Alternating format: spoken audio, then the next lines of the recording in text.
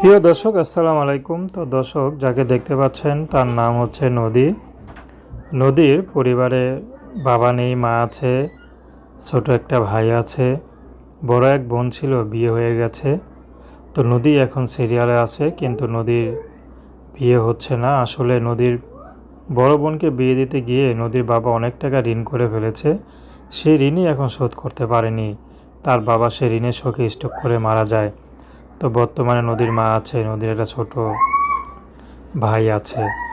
তো নদীর মা অনেক কষ্ট করে সংসার চালাচ্ছে। এখন নদীকে যে টাকা পয়সা করে খরচ বিয়ে দিবে, সেই অবস্থা নদীর মা নেই। তো নদী তার দুঃখ কষ্ট বুঝে, মার দুঃখ কষ্ট বুঝে এখন ইউটিউবে এসেছেন। যদি ভালো একটা মানুষ পায় তাহলে বিয়ে শাদী করবে, সে যেমনই হোক না কেন। যে সুখে দুঃখে তার পাশে থাকবে, নদী তাকে বিয়ে শাদী করতে রাজি আছে।